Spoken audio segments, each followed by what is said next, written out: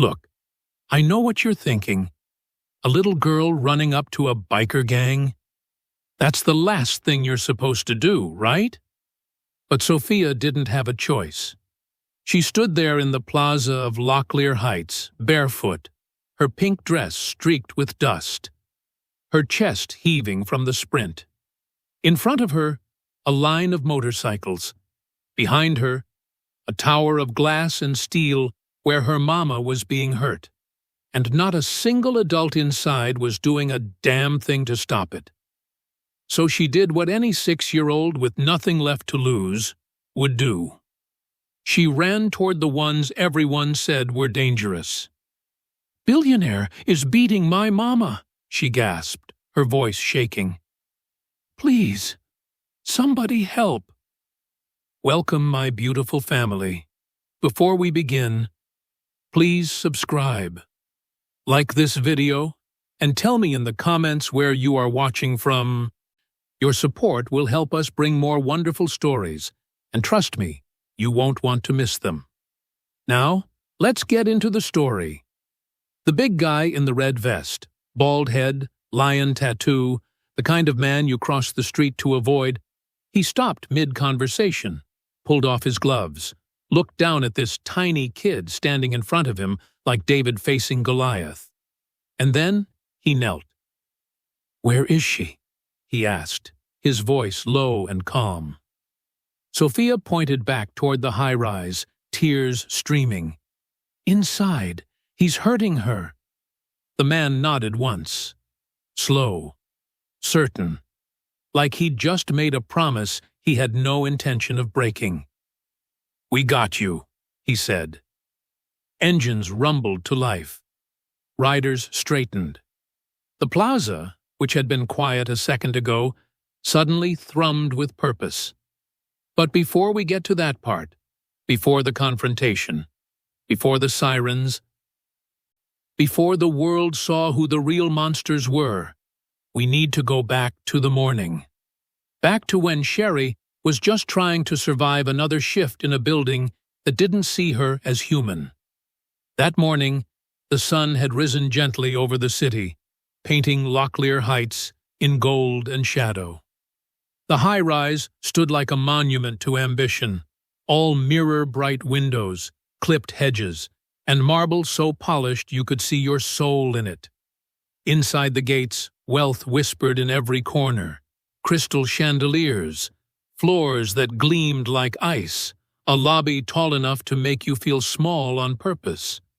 But beneath all that shine, unseen and unappreciated, Sherry was already working. Sherry was a black single mother, late 20s, with hands that told stories soap couldn't wash away. Her back ached from a decade of bending. Her shoulders carried the weight of rent, school fees, and a daughter who deserved better than this. Yet she kept her navy janitorial uniform pressed, her hair neatly tied back, and her eyes forward. Not because she loved the work, but because she loved Sophia more than she hated the exhaustion. Locklear Heights wasn't just her workplace. It was her proving ground. Every streak she wiped away, every floor she polished until it shone. Those were her promises to Sophia. One day, baby, one day we'll have our own. In the small staff quarters on level B1, Sophia sat cross-legged on the cool tile floor, coloring with a set of crayons worn down to nubs. "Mama, look! I drew our building," she said proudly, holding up a page covered in wobbly lines and bright pinks. Sherry smiled, though her eyes were heavy. "It's beautiful, baby. Maybe one day you'll own a building just like this one." Sophia giggled, her 2 front teeth missing. "And you too, Mama. We'll have a big office, and nobody will yell at you ever again." That last part stung. Sherry looked away, folding a stack of cleaning rags slowly. "One day, sweetie," she whispered. Just after 6 a.m., her phone buzzed. The name on the screen made her stomach clench. Chad K. Locklear. His voice came through cold and clipped, like he was reading from a script he'd perfected. "Sherry, I need the entire building spotless, every floor, every surface. I've got investors previewing the property this morning, and I will not tolerate imperfection." Sherry swallowed hard. "Yes, sir. I've already finished the lobby, and the executive—" "I don't care what's done," he cut in sharply. "I said everything." The line went dead. Sherry stood still for a moment, staring at the phone in her hand. She had worked until past midnight scrubbing the east wing. Her knees still throbbed, her wrists ached from wringing out mop after mop. But she straightened her spine, took a deep breath, and got back to work. "Mama," Sophia asked softly, looking up from her crayons, "can we go home early today? You look tired." Sherry forced a smile. "I'll try, baby, but Mr. Chad needs everything perfect." So she worked, room after room. Dust, sweep, polish, repeat. The smell of bleach clung to her clothes like a second skin. By mid-morning, her palms were raw, her back screaming. Sweat rolled down her temple as she wiped down the last conference table on the third floor.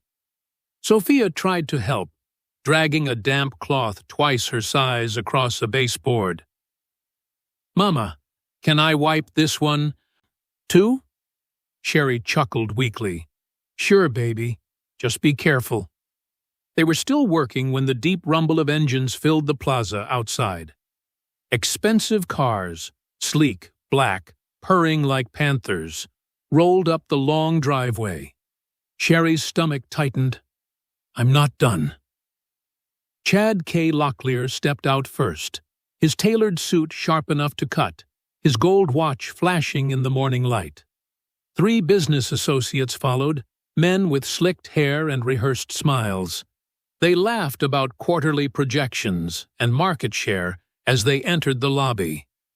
The moment Chad saw Sherry still cleaning, his expression curdled. "What is this?"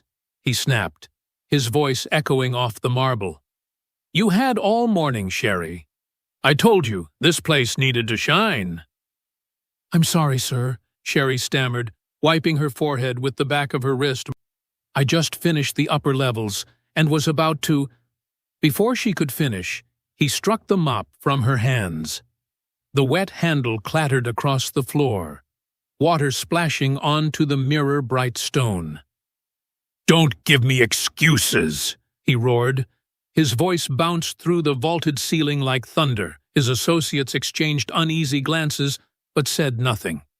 One sipped his coffee, eyes averted. Sherry stepped back, her hands trembling. "Please, sir, just give me a few more minutes. I'll finish." But Chad's pride was wounded. He could feel the eyes of his guests on him, judging, measuring. "You think you can embarrass me? In my own building? In front of my investors?" "I didn't mean—" "Shut up," he shouted. Then he shoved her. Hard. Sherry stumbled backward, her shoulders slamming into the service door. She gasped, fighting back a cry. "Mama!" Sophia screamed, running forward. "Stop hurting her!" Chad turned, his face twisted. "Get that brat out of here!" Sophia's small frame shook as tears poured down her face. "Leave my mama alone!" she cried, her voice breaking. One of the men muttered, "Man, just fire her and be done with it." But Chad wasn't listening. His rage had turned into something darker, the kind of cruelty that power feeds. Sherry raised her hands, her voice trembling. "Please, sir. She's just a child." Chad grabbed her wrist and yanked her toward the supply closet. The sound of her gasp echoed through the hall. That was the moment Sophia ran. Her tiny feet slapped against the granite, her sobs echoing behind her like sirens. She pushed through the spinning glass doors and burst into the sunlight, sprinting across the courtyard. through the iron gates, and into the street beyond.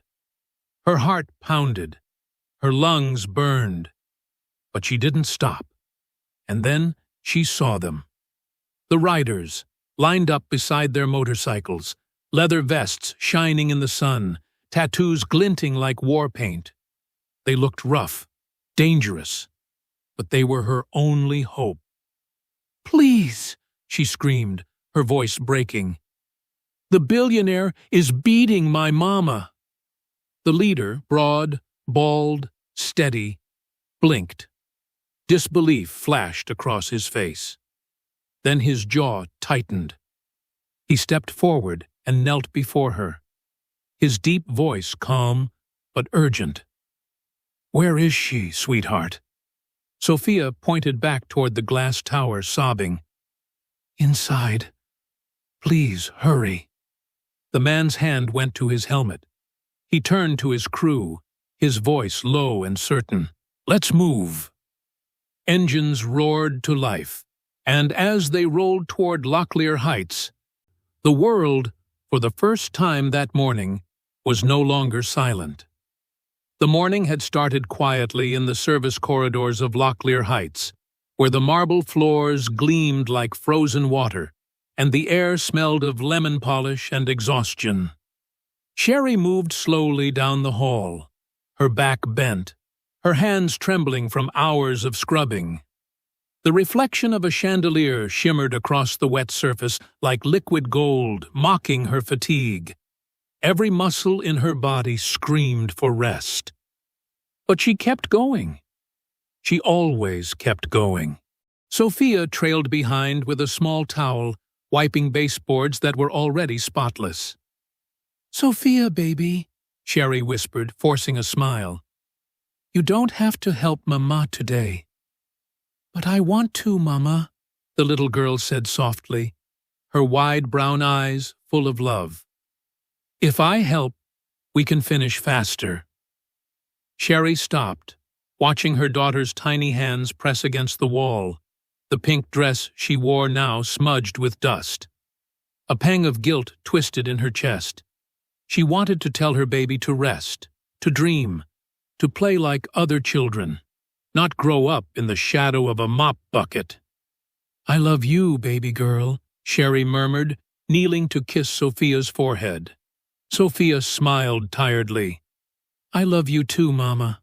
One day I'll buy you a big building, and you won't have to clean nobody's floor again." Those words made Sherry's throat tighten. "Maybe one day, sweetheart," she said quietly. "But for now, we keep working." The tower felt unnervingly silent. Even the ticking of the ornate clock on the wall sounded loud. Sherry could hear her heartbeat in her ears. She was running out of time. Mr. Chad had told her everything needed to be flawless before the investors arrived. But time had slipped through her hands like water, and now the sun was climbing higher, casting long shadows through the glass. And somewhere above, in an office lined with awards and accolades, a man who believed he owned the world was about to remind her who held the power. The spinning glass doors of Locklear Heights swept open, and the world shifted. The BAOM entered slowly, deliberately, hands visible, palms open. No shouting, no rushing. Just boots on marble and the low hum of engines idling outside like a promise waiting to be kept. Sophia walked in front, her small hand wrapped around Lion's thick fingers. Behind them, 5 riders fanned into a loose V formation, their presence filling the cavernous lobby without crowding it. The investors on the mezzanine froze mid-conversation. Champagne flutes paused halfway to lips. In the service corridor, Chad K. Locklear still had Sherry cornered against the wall, his finger jabbing the air near her face. His voice was low, venomous. "You think you can make me look incompetent? In front of my guests? Sir, please." He reached for her arm again, and that's when Lion stepped between them. Chad's wrist stopped mid-air, caught in a grip that didn't squeeze, didn't need to. Lion's voice was calm, almost conversational. "Not another inch." Chad blinked, momentarily thrown. He yanked his hand back, his face flushing. "Who the hell do you think you are? This is my building. Get out before I have security." "Security's right there," Lion said evenly, nodding toward the two guards hovering near the lobby desk, uncertain. "They're welcome to stay. We're not here to cause trouble. We're here because you already did." One of the riders stepped forward, phone held high, voice clear and measured. 911? Yes. I'm reporting an active assault at Locklear Heights, downtown district. We need officers and a medical check for the victim. Thank you. He kept the call on speaker. The dispatcher's voice echoed faintly through the lobby. Another rider turned toward the mezzanine, his tone respectful but firm. "If anyone up there saw what happened, please keep your cameras on. This needs to be documented." On the balcony, an investor in a gray suit lowered his glass and quietly lifted his phone, recording. Chad's jaw tightened. He pivoted, forcing a smile toward his guests. "Gentlemen, this is a misunderstanding. My staff member had a performance issue, and these individuals are trespassing." "Mama!" Sophia's voice cut through the spin like a knife. She pulled free from Lion and ran to Sherry, wrapping her arms around her mother's waist. Lion's gaze shifted to the woman trembling against the wall. Navy uniform, raw hands, exhaustion carved into every line of her face. He waited until she met his eyes. "Sherry?" he asked gently, using the name he'd just heard Sophia cry. She nodded, barely. "I'm going to step back and give you space," Lion said. "But I'd like to move you away from him, if that's okay with you. Just to the lobby. Is that all right?" Sherry's voice was a whisper. "Yes, please." Lion extended his arm, not grabbing, just offering, and Sherry took it. He guided her and Sophia toward the center of the lobby, where the riders formed a quiet wall between her and Chad. Chad's mask cracked. "You have no idea who you're dealing with," he hissed, stepping forward. "I sit on the city council. I fund half the charities in this district. I own—" "You don't own her," Lion said simply. The sound of sirens began to bleed through the glass, distant but growing. Chad's expression shifted. He straightened his tie, smoothed his jacket, and allowed himself a thin smile. Sirens meant cameras. Cameras meant narrative control. He'd done this before. "Let them come," he said coolly. "We'll see whose story they believe." Lion didn't flinch. He glanced down at Sophia, who was still clinging to her mother, then back at Chad. His voice was quiet, but it carried. "Let the officers hear the child." The sirens grew louder. The lobby lights painted everything in slow-motion blue and red.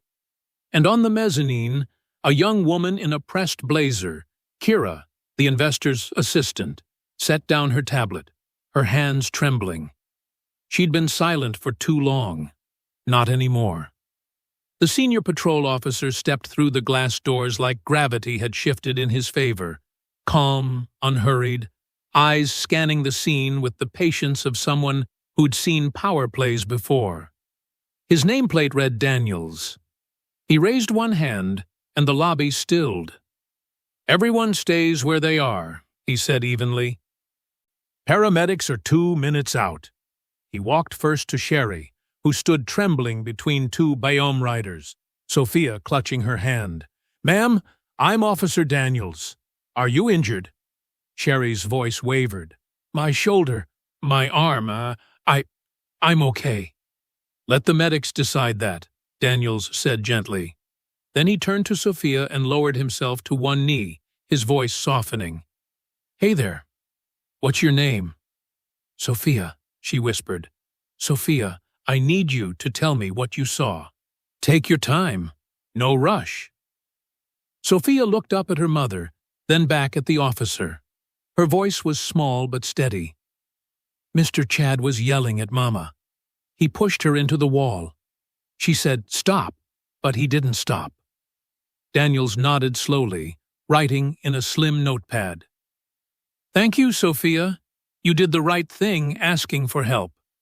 From the mezzanine, movement, a young woman in a blazer descended the marble stairs, her heels clicking with each step. Kira's face was pale, but her jaw was set. "Officer," she called, her voice tight. "I saw it too." Her boss, a silver-haired investor, grabbed her elbow. "Kira, don't—" She pulled free. "I heard Mr. Locklear threaten her job. I saw him shove her against the service door. I'm willing to give a statement." The investor's face went red. "You're making a career-ending mistake." Kira met his gaze without blinking. "Then, I'll find a better career." Daniels gestured her forward. "Name and contact, please." One of the security guards cleared his throat, stepping forward reluctantly. "Officer, the service hallway has a camera. It might have caught something." A Bay OM rider, tall, tattooed forearms crossed, spoke up calmly. "We'd like to request that footage be preserved immediately. For evidence." Daniels looked at the guard. "Pull it, now. And no one touches that system until we have a copy." The guard nodded and hurried toward the security office. Chad stepped forward, his smile practiced and sharp. "Officer Daniels, I think there's been a misunderstanding. This is an internal personnel matter that's been blown out of proportion." His phone buzzed. He glanced at the screen and stepped aside, dialing quickly. "Monica, I need you down here, now. PR emergency." A pause. Then another call. "Deputy Carver? Chad Locklear. I've got a situation that needs your perspective." Daniels didn't look up from his notepad. Minutes later, a woman in a union jacket pushed through the crowd, phone in hand. "Officer, I'm Lisa Tran, union rep for the janitorial staff. I just received a text flagging this incident. We've been trying to file complaints against Mr. Locklear for months. Intimidation, threats, hush payments to avoid HR escalations. We have dates, recordings, and testimony from 4 other employees." Chad's jaw clenched. "That's slander." "That's a pattern," Daniels said flatly. Sherry's shoulders sagged. She looked at Sophia, at the riders surrounding them, at the cameras and the crowd. Her voice broke. "I didn't want to make trouble. I just needed the job.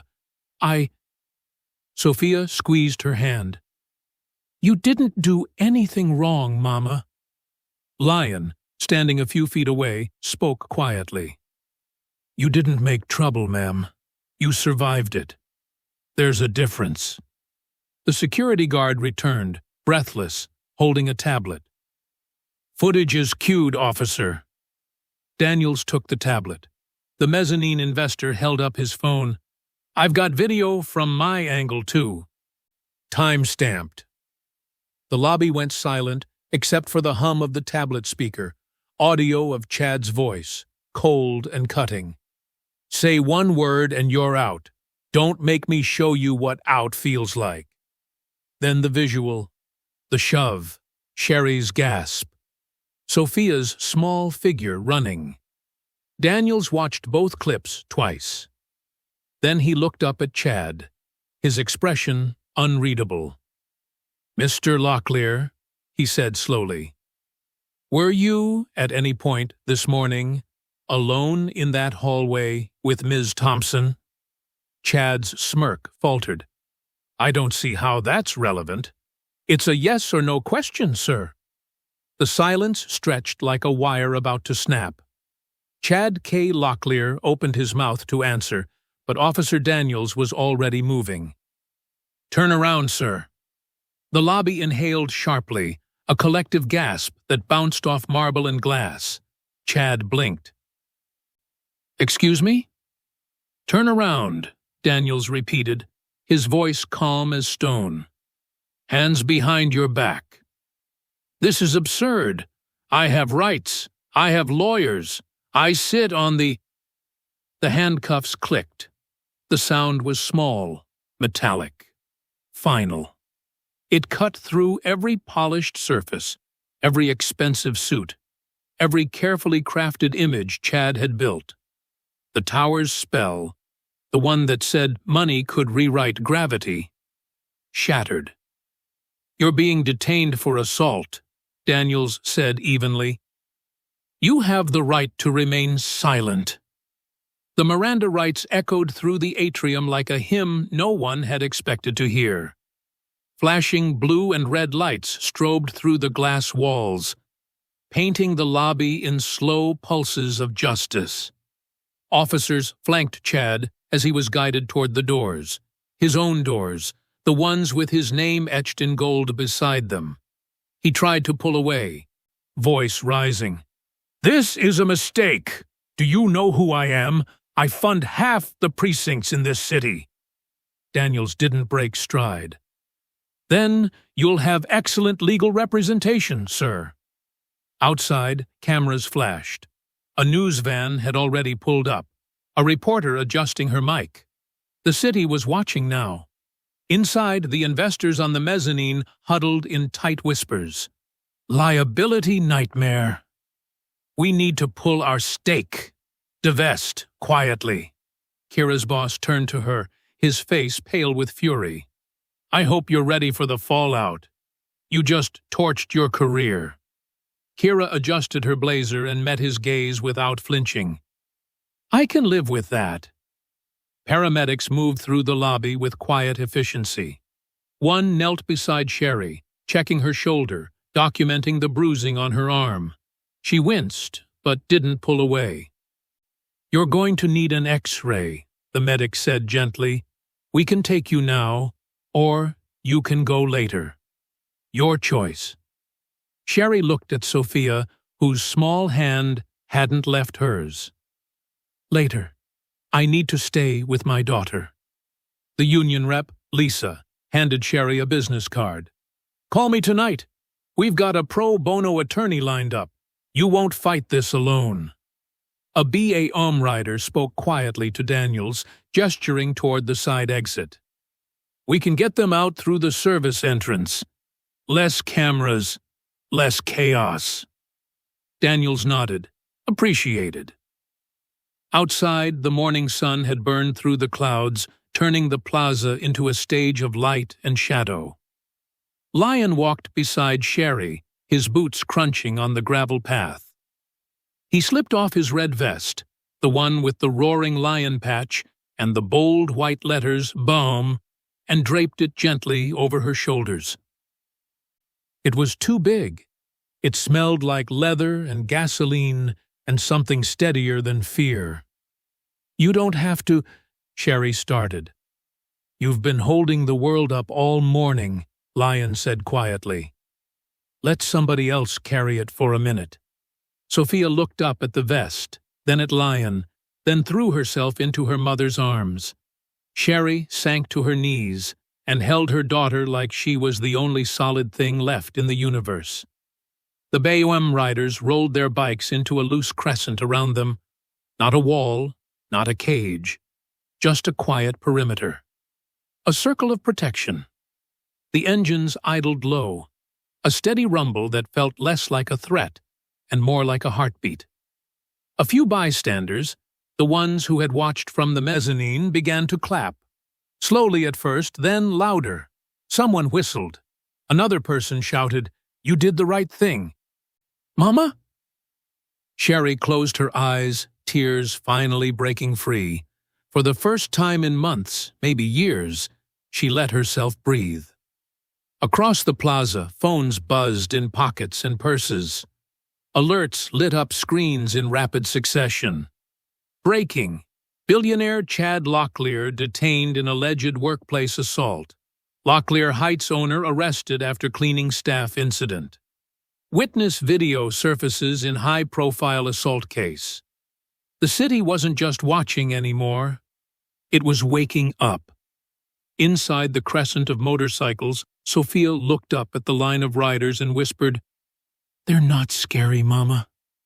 Sherry pulled the red vest tighter around her shoulders and smiled through her tears. "No, baby," she said softly. "They're not." The engines rumbled like a promise being kept. By nightfall, the BM had arranged a motel room 3 blocks from Sophia's school. Modest, clean, paid in cash for 2 weeks. Lion handed Sherry a prepaid card for groceries and a folded piece of paper with 3 phone numbers, a lawyer, a counselor, and his own. "Lawyer's name is Torres," he said. "She's expecting your call. Union's already prepping a formal complaint and workplace protection order. You won't go back to that building unless you choose to." Sherry stared at the paper, her throat tight. "I don't know how to thank you." "You already did," Lion said. "You kept going. That's enough." By morning, the story had spread like wildfire. A cleaning staff GoFundMe hit $10,000 in 6 hours. Other Locklear Heights employees, past and present, began coming forward with their own stories. Threats, unpaid overtime, forced silence. One former assistant leaked a folder of internal emails to a local reporter. Hush payment agreements, HR complaints marked resolved without investigation, NDAs designed to bury the truth. The board of Locklear Holdings issued a terse statement. Mr. Chad K. Locklear has been placed on indefinite leave pending investigation. A city council member called a press conference, her voice steady and sharp. "We will be launching an inquiry into labor protections at luxury properties across this district. No one is above accountability."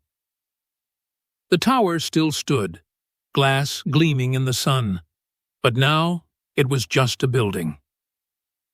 2 mornings later, Sherry pulled back the motel curtains and let the light flood in. It was ordinary daylight. Nothing special, no drama, no sirens. But it felt extraordinary. Sophia pressed her nose to the window, her breath fogging the glass. With one small finger, she traced letters slowly, carefully.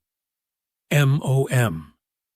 Sherry smiled, tears pricking her eyes. "That's right, baby." On the dresser sat the red vest, folded neatly. Tucked into the collar was a handwritten note on the back of a gas receipt. "Call if you need a ride." Or just call. Lion. Sherry picked up her phone, stared at it. For years, she'd carried everything alone because asking for help felt like weakness, like failure. But maybe it wasn't. She dialed. Lion picked up on the second ring. "You good?" Sherry exhaled, steady and sure. "Yeah, we're good. Just wanted to say thank you. Again." "Anytime," he said simply. "We're around if you need us." "I know," Sherry said, and for the first time in a long time, she believed it. An hour later, Sherry and Sophia stepped out of the motel into the morning sun. 2 motorcycles idled at the curb, Lion on one, another rider on the second. No rush, no noise, just presence. "Thought you might want an escort to the lawyer's office," Lion said, handing Sophia a small helmet with a pink stripe. "If that's okay." Sophia's eyes went wide. "I get to ride?" "With your mama's permission," Lion said, glancing at Sherry. Sherry hesitated, then nodded. "Just this once." Sophia climbed carefully onto the back of the bike, her arms wrapping around Lion's waist. Sherry took the second bike, settling in behind the other rider. The engines rumbled low, not a roar, not a threat, just a heartbeat of protection.